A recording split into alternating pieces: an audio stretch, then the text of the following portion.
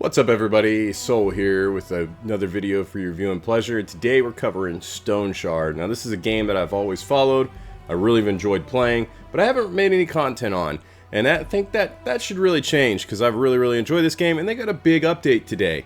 And so let's take a look at that right now. Let's get right into it. It says right here, hello everyone, we're ready to announce the release of Blood OMENS. Of course, that's coming March 26th, so we've got a good little while, good 20 days as of this recording. As a reminder, this major update brings a lighting system, new proselytes, slings as a new weapon type, and a large side quest, an enemy AI overhaul, a log system rework, and plenty of other improvements. Really good stuff. Today, we're going into greater detail on some of those additions and introduce a few entirely new ones. Better get comfortable, as in relax guys, let's get ready. So first and foremost, the things they're going to introduce, which this game's phenomenal by the way, lighting system. In the last devlog we described this system only in broad strokes, but now that the work is complete, it's time to break it down properly. The lighting system is built around hidden negative modifiers that are applied depending on the time of day and level of illumination. During twilight hours, evening and early morning on the surface, the only penalties is minus 30% vision. The actual darkness will accompany you during nighttime and when descending into dungeons and caves. While in the dark, the vision penalty increases to negative 60% or minus 60%. It also becomes harder to passively spot traps, secret rooms, and your character will slowly begin to lose situational morale. So, you're afraid of the dark. There's just no two ways about it. So if you're in the dark, obviously you're not going to have the vision. That makes perfect sense, but the morale side of it, because of the things that go bump in the night, which this game's brutal. It's gruesome. It makes good sense. I like it. And so right here we continue on, so we have a nice little image of that. As you can see, we've got an illuminated area. They're holding a torch there. Can't tell if that's Arna or not. It's a mug. That's a face. Still, darkness does have its upsides. Attacks against targets within it suffer a small accuracy penalty. This goes for both you and enemies. It's also worth mentioning that your character's base vision range will be increased to 12 tiles, preventing you from stumbling completely blindly without a light source, while also keeping the effects of darkness sufficiently impactful. Now, that's nice. That's fantastic. That's a great way to supplement it. You can tell they put a lot of thought into this. And then we continue on. Light sources will dispel darkness only within a certain range around them. This means that while staying in the shadows, you can easily spot light from afar and anyone standing within it, but the tiles between you and the illuminated area will still be concealed by fog of war. That's fantastic. I can't wait to see this in action. That sounds really exciting. I love this game. I haven't played it in a little while, but I'm definitely going to be picking it up at this point. We're going to give it a run. Tell me if you're interested down and below how much you want to see some gameplay on that, because I'm thoroughly excited to see some of this. And so we can see a little bit of that. We got a nice little image right here where it shows some fog of war, some darkness, and we got some areas illuminated. And we can see the different levels of illumination. We've got over here, we got a candle light that's not very great. And we got some light, like dim areas down here. We got some nice bright lights. We got a torch here. This candle's burning brighter than that other candle. It's probably because it's behind a door, if I had to guess. But I'm not certain why we're not seeing it to the same magnitude as this candle. But then you could clearly see areas that are out of vision, out of range, and it's just dark. I love that. This is fantastic. So I've cleared dungeons. I've gone through them all. And so this is really nice to have this fog of war being implemented and utilized this way. It's fun and exciting. As a whole, the system adds a new tactical layer to dungeon exploration. Bringing light can help you spot enemies first, but it can also give away your position. And remember, some creatures are perfectly capable of seeing in the dark, reaping only benefits from it. This includes the undead, proselytes, and most predatory wildlife, which is usually balanced out by their smaller base vision range. Interesting stuff there. That's a good thought of balance there. And yeah, it makes sense. It's real in reality. Animals have great vision in low light settings, situations. We see that little glare, gloss in their eye at night and things like that, where they're reflecting more light in their eyes. Regardless, really, really cool. Nice detail and attention there. To fight darkness, you have a choice of portable light sources, torches, candle lanterns, although an occasional candle brom or candlestick can still be used in a pinch. So bring them with you, slap them down. Yeah, it's nice. Moving on, torches must be carried in hand, acting as a weapon and granting access to a new basic skill, Set of Flame, currently available to some enemies as Torch Strike. Torches can also be ignited and thrown from the inventory to slowly or swiftly create distant fields of light. And while torches burn out over time, they're easy to replace, looted from enemies, taken from dungeon walls, and purchased from merchants or crafted. And so they want us to have more. They want us to be more, well, I honestly hope we get more inventory space, if I'm being frank, because, you know, for me, that's always been the one thing, playing Tetris with our inventory, we don't have a lot. Now we got to be mindful of some torches, but I understand that's another layer of gameplay there, something else to add a little more complexity to everything, so I don't mind. I do enjoy being able to use that, you know, Set of Flame feature or throwing torches out. That's very mindful, and I like that. I can't wait. So, Fear of Fire shown right here, which is a passive. If there's an open flame within 4 tiles, it grants a -10 accuracy and a +10 to fumble chance.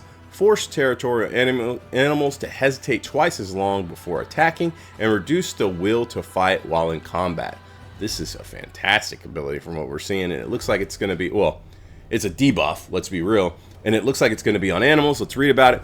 Another use of the torch is to exploit the wildlife's newfound fear of fire. Like it. If your character carries a torch and stands near a source of open flame, like a campfire or a burning tile, most animals will hesitate much longer before attacking, giving you a better chance to get away. But if combat is inevitable, fighting near open flame will negatively affect their stats and will to fight. That's fantastic. So now we got more utility in fire, more incentive to bring those torches and to have them. This is great. That's good balance in there. Lanterns. Lanterns can be hung from a belt, lighting the way while keeping your hands free. For most builds, this makes them a convenient tool in actual combat, even if the light radius is smaller than a torch's. That's a good trade-off. And once your lantern goes out, it can always be refilled with a spare candle. Like it. That's fantastic. And then you can see he's got, you know, the area illuminated as he's moving in this moving image. Fantastic stuff. Now, proselytes, here it comes. Last time we briefly touched on the intent behind the proselyte rework. Today we'd like to show a few examples to demonstrate it. And then you can see right here, lend strength to your faithful, and then they transform into these pus-filled corpses with bones protruding from their body and blood and vile. Oh man, this game is so good. Soon enough, his pleas will be answered, is what it says in quotations right here. Even though supplicants don't attack directly, they are dangerous to ignore. Upon spotting an enemy, they begin a desperate prayer to the court. After a few turns, the prayer will be answered, transforming them into thralls. A high-tier version of the blood golem with beefier stats, and a notable distinction: it explodes not only upon death, but also after performing a certain number of attacks. They are literally ticking time bombs. Get at them, kill them dead, and have some range about you when you do it. That is something to be fearful of. So that's probably the best strat, just to kill them before they even transform. Let's be real. So clock's ticking as soon as you see them or they see you. Be mindful. The stench, which of course now we're illuminating areas, right? And they can see the illumination and start right away praying. Like, there's a lot to think about here. I like it. I love it, actually. And then right here we can see that one of these guys ignites, and then he kind of swiftly steps back, and then that's a great image there, a nice little fight. We're trading blows. And it says right here, the stench of charred flesh and the clatter of chains weave together into a symphony of perpetual agony. Words. The chain-bound voluntarily subjected themselves to fiery torture, and were blessed by the court with the ability to endure it forever. Yeah, blessed. To unleash their full potential, the chainbound must break out of their bonds, which happens once their armor durability drops to 0. With nothing restraining the fire within, they transform into the Unchained. Possessing their own set of abilities, the Unchained gain stacking bonuses from the surrounding flames and any fire damage they receive, and can ignite surrounding tiles with their attacks or by simply moving through them. Wow. So that's exciting. That's what we're seeing right here in this image. Breaking free, unbound now, or yeah, unchained, and he's going to go after him. He's going to go hard. He's going to try to burn him to death and kill him, do all the murdery things that, you know, they try to do. And so that's really exciting. Really cool stuff now. I like that a lot. Yeah, that's fantastic. Let's keep going right here in this quote. Here we see, "Woe to any wandering knight or vehement who falls alive into the clutches of the catacomb cults, for the conversion rites forced upon them are cruel beyond measure." Whoa. Right. Templars are among the few heavy armored proselytes. Their oath of retribution reflects a portion of damage they receive back at enemies. Oath of protection allows them to redirect all damage dealt to an ally unto themselves. And oath of guidance greatly strengthens an ally when they find themselves at a disadvantage.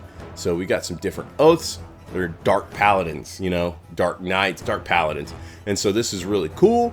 I'm loving this. I'm looking at it right here. This dude right here is heavy armored. He moves in. You can see this oath. That's the trigger going above his head. He dashes in. They're trading blows. He's triggering different oaths. That is phenomenal stuff right there. Let's continue down. It looks like we got even more going on right here. And another quote, "Amid the halls heaped with corpses, a newborn faith painfully takes shape. Its first commandment set in blood by mad prophets." Dark stuff. The Apostle is one of the high-tier mini-bosses. Okay. In combat, he relies on a constant stream of reinforcements, drawing power from allies and using their gift for blasphemous ends. His list of summons is remarkably formidable, ranging from regular proselytes and thralls to disruptive unholy bells. Really cool stuff right there. So that's going to be a big fight. As you can see, he's calling in more to come fight with him and for him. You can see that dude just kind of drop out of the sky right here. It's a ceiling. Yeah. And so that is unbelievable. I can't wait to see that in action and to play that. Whew. I'm going to have to bank some time on this game and kind of play with it and see what's going on. New quest. For obvious reasons, we won't spoil the story. Obvious. Yeah. All we can say is that the quest is large, with nearly twice as many dialogues as the fate of the brewery. If you know, you know. As multiple outcomes and can be accessed once you reach the benevolence with the Rotten Willow. Fantastic. We want new quests. We love it. Yes. I will admit, in Stoneshard, I have played it quite a bit, but I have yet to clear it all and to beat it. So this looks like a great time for me to come back, to play it all the way in its full, you know, fruition, to everything till it's in, and see everything for what it is. And yeah, I'm excited. AI. Since all the abilities were added at different times, their usage conditions by enemies varied a lot and how well they were designed. That's why we decided to review every ability in the game, accounting for nuance and expanding old scripts to work with newer mechanics. You can expect enemies to become much smarter and situationally aware. That is doomsday. That is doomsday. This game, in my opinion, is somewhat difficult. So now these enemies are getting smarter. They're going to play better. We got a Fog of War, Illumination. Woo. I'm excited for it. I'm a RimWorld player. I enjoy I enjoy losing. I enjoy hardship. And so I love my tactics games, my tactical RPGs. So this is a lot of fun. This is going to be fun. I can't wait for this. For example, many charge skills can now be used by enemies not only to close distance, but to also disengage. Stances are now typically activated from an optimal distance, often right before charging into melee. Ooh. Buffs and defensive maneuvers are less likely to be used if the main target is already on the verge of death, and so on. No more mercy. So if they are on the verge of death, they're not going to use buffs and waste turns. And I think the main target is already on the verge. If the main target is already on the verge, no more mercy for you, the player, either. I think if they see you're nearly dead, they're going for it. They're not going to waste turns anymore. I don't know. That'll have to be tested. That's exciting. That's exciting. Miscellaneous. Okay. This one's going to hurt some people's feelings, I think. We decided to overhaul lockpicks and crowbars, introducing more distinction and depth to their mechanics. For lockpicks, the base success chance was greatly increased, and now also scales with agility and perception. Okay. Crowbars, on the other hand, were fully designed and will no longer instantly break through locks. I'm so sorry, guys. Prying a door or a chest open will now take time, with each spent turn producing a great deal of noise and eating away at the tool's durability. The higher the character's strength, the faster they'll be able to complete the task. Naturally, the crowbar received a major buff to its durability to compensate for this change, which is fair. But is this RIP crowbar? I don't know. It's definitely a change. So I like it. Lockpicks kind of just fell off. You wanted to have crowbars all the time. That's all you cared about. So I like it. I personally like it. I'm sure there's going to be some people out there that are not happy. We also added a new room template for caves, catacombs, and bastions, specifically for tiers that lack the most variety. Okay, let's move on down here and let's read this. Enemies can now have different ability sets depending on their current weapon. This mainly affects ranged units. They'll be able to put up more of a fight up close, even if their melee capabilities won't match those of dedicated brawlers of the same tier. That's pretty great. I like that. That's all I can really say about it. I like it. This is great. The mini-boss name generator was fully reworked for stronger atmosphere and lore cohesion. For example, brigand names now depend on the mini-boss origin, highborn or not, while low-tier proselytes will go by regular names combined with church titles and religious epithets. I like that a lot. The same applies to necromancers and undead mini-bosses. The former will draw from a warlock-style pool of titles, while the names of the latter will depend on who they were in life. That's cool. That's cool. That's an attention to detail I'm truly happy to see and excited for. That's all for today. We will see you March 26th for the Blood Omens release. You will see me. I will be there. I want this. I'm excited. This game is phenomenal. Like I said, I've played this quite a bit. I haven't covered it on the channel, but I really think I need to because this is a game I love and deserves some attention.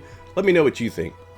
If you want to see some gameplay on that and see some other footage on it, I'll be glad to share that. I'll be glad to do that. This is a phenomenal game that I've had for quite a while and I absolutely adore. And I think it's time to reinstall it, get back into it, and try to play it again March 26th.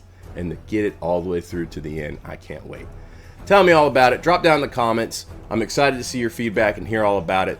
Please get at me. With that said, huge shout out and thank you to my soldiers. I deeply appreciate you. You guys and gals are amazing. You keep the content flowing, me going, and everything rolling. So I'm really grateful to you all. If you think I'm worthy of the like and subscribe, please make sure you drop me one. And until next time, guys, I will catch you later. Bye.